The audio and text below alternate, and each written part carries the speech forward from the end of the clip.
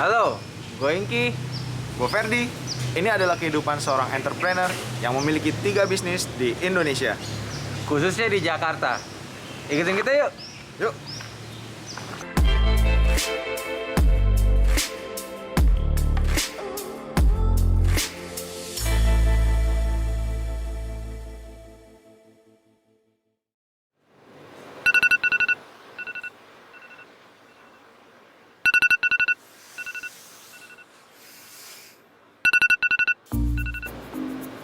Dia adalah Muhammad Noviandi, biasa dipanggil Opi. Saat ini berumur 24 tahun, tinggal di Bekasi, dan memiliki bisnis di Matraman. Dia memulai aktivitasnya dengan sahur di pagi hari. For your information, sahur adalah kegiatan umat Islam di bulan Ramadan, di mana makan pada pagi hari sebelum subuh guna untuk mempersiapkan ibadah puasa. Umumnya, di Indonesia puasa berlangsung selama 13 jam.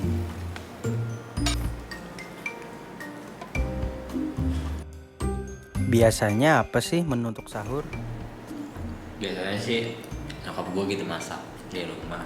Cuman ini karena kebetulan hari libur juga, hari weekend juga, jadi jarang masak gitu. Kayak tadi gue beli nasi goreng, enak banget, parah, mantap. Oke, silakan menikmati hidangan sahurnya.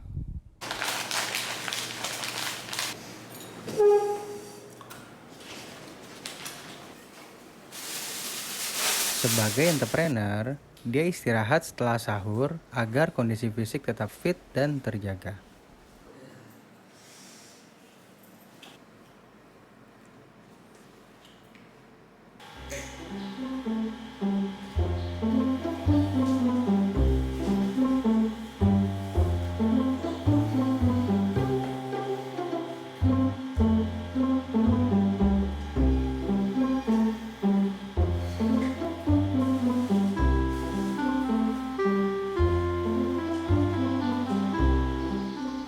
Setelah bangun tidur, dia mandi sekaligus bersiap diri untuk beraktivitas pada hari ini.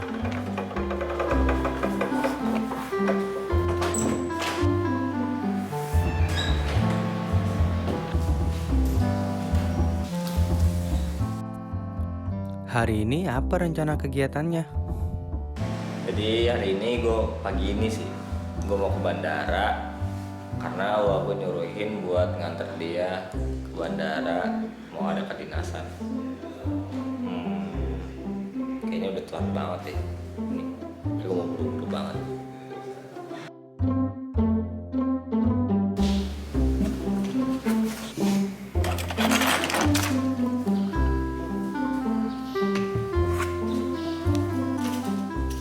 Biasanya, pada saat beraktivitas, kendaraan yang digunakan adalah motor.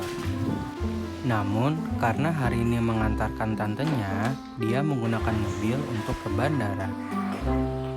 Pada kondisi pandemi COVID saat ini, lalu lintas di Jakarta tidak separah kondisi normal, di mana Jakarta masuk ke dalam 10 besar kota termacet di dunia. Oleh karena itu, kendaraan yang digemari oleh orang Jakarta adalah sepeda motor, karena memiliki fleksibilitas yang tinggi di saat kemacetan yang terjadi.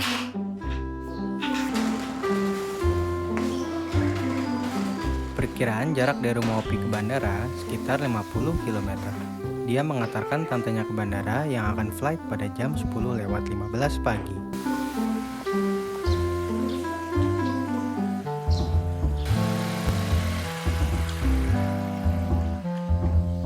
Kira-kira waktu perjalanan dari rumah lo ke bandara berapa lama, Pi? Tadi sih gue udah lihat Google Maps sih, ngecek sih 45 menitan ya kalau nggak salah. Tapi tergantung nanti traffic macet atau enggak, kayak gitu. Sebagai entrepreneur, dia tetap bisa menyempatkan waktu untuk keluarganya. Sekarang dia sudah menjemput sekaligus akan mengantarkan tantenya ke Bandara Soekarno-Hatta. Sekarang kita lagi di bandara untuk nungguin Opi. Jadi Opi di sini akan mengantarkan keluarganya yang akan flight di pagi hari ini. Jadi ikutin terus ya. Bandara Soekarno-Hatta merupakan bandara internasional pengganti Bandara Kemayoran. Bandara tersebut ditutup karena terlalu bahaya bagi penerbangan sipil karena terlalu dekat dengan basis militer di Bandara Halim Perdana Kusuma. Terminal 3 merupakan terminal yang diresmikan pada tahun 2016 yang lalu, namun sempat ditutup karena terjadi kesalahan konstruksi yang mengakibatkan atap tidak mampu menampung air saat hujan dan mengakibatkan banjir.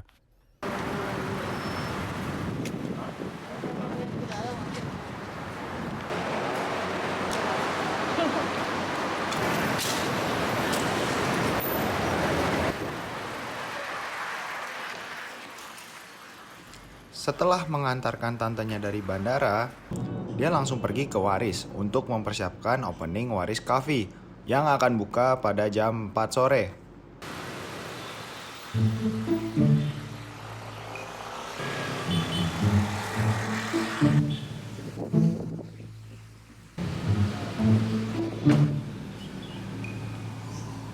Opi memiliki 3 brand bisnis. Di antaranya adalah Waris Coffee yang bergerak di bidang food and beverage, Stikeran yang memproduksi stiker custom, dan Hoops yang bergerak di bidang percetakan baju. Waris Coffee merupakan bisnis Opi yang pertama yang didirikan pada tahun 2015. Berlokasi di dekat Taman Amir Hamzah di daerah Matraman, Jakarta Pusat. Waris merupakan singkatan dari Warung Inspirasi. Rata-rata para pegawai Waris Coffee merupakan orang yang putus sekolah. Pada saat ini, Opi melakukan ekspansi bisnis ke percetakan baju dan kustomisasi stiker.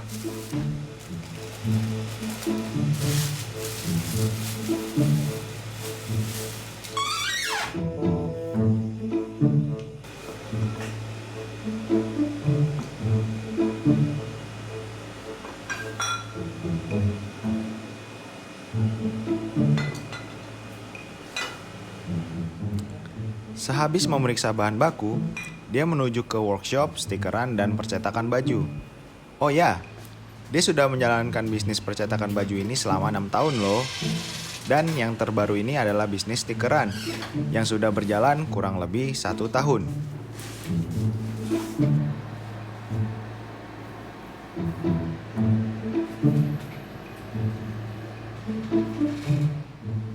Ketika sampai toko, biasanya apa sih yang dilakukan?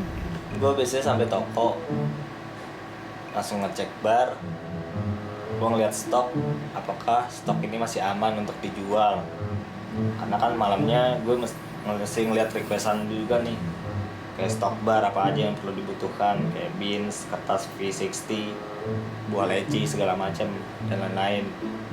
Nah selebihnya gue ngeliat Tokopedia apakah ada orderan masuk di hari ini, terus di Shopee, terus sama via DM kayak gitu.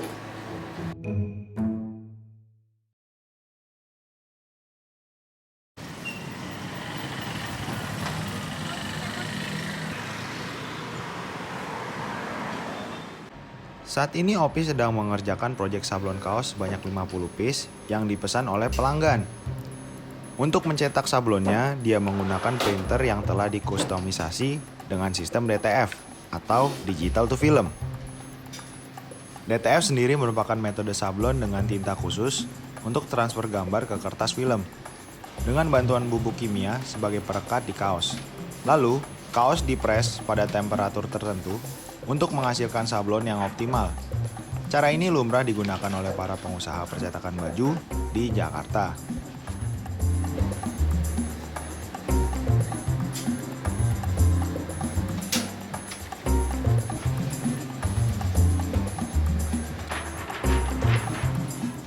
Setelah menaburi sablon dengan bubuk kimia, sablon tersebut dipanaskan pada suhu 150 derajat Celcius menggunakan oven dan membutuhkan waktu sekitar 5 menit.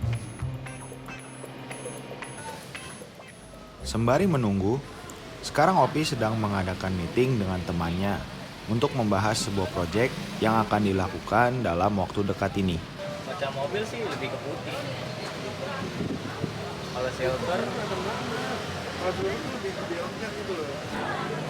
Wow, Waris Cafe sudah mulai ramai loh. Sepertinya mereka akan berbuka di sini.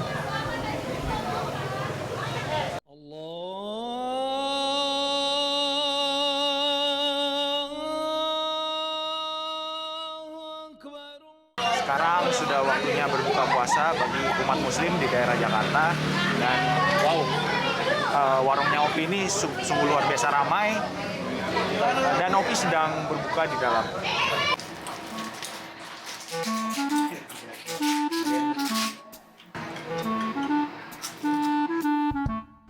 Biasanya buka puasa dengan apa sih?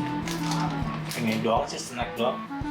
Nah, cuman biasanya gue buka pakai gorengan, kayak orang-orang pada umumnya lah.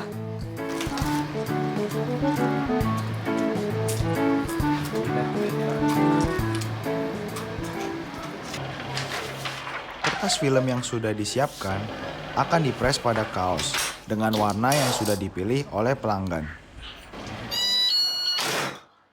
For your information, di sini pelanggan bisa merequest desain yang dia sukai untuk disablonkan pada kaos tersebut.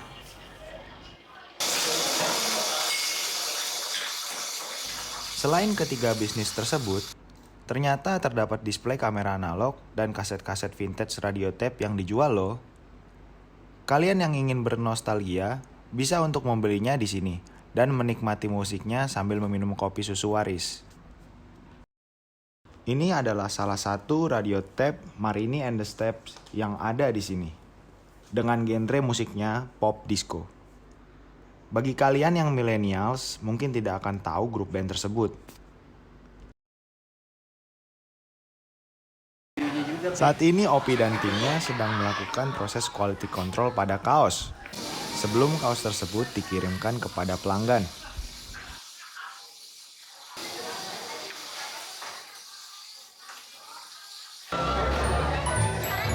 Ketika toko kopinya sedang ramai dengan pengunjung, tidak jarang dia turun langsung ke lapangan untuk membantu, mengatur, dan mengkoordinasikan rekan-rekannya agar operasional toko kopinya dapat berjalan dengan lancar.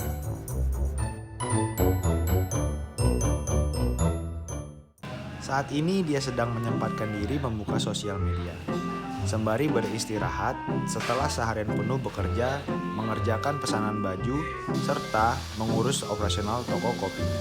Tetapi waktu istirahat sudah berakhir. Opi tidak terlalu memakan banyak waktu untuk beristirahat.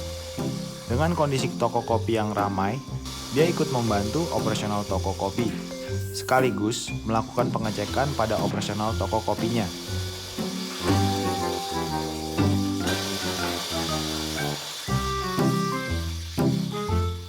Tidak jarang ada beberapa kendala yang dihadapi dalam berjalannya operasional toko kopi. Namun sepertinya dia sudah terlatih untuk menghadapi masalah-masalah yang muncul.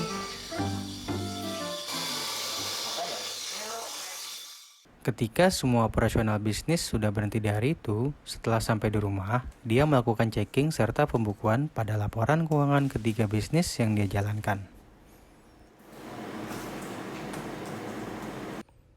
Biasanya berapa lama untuk pembukuan?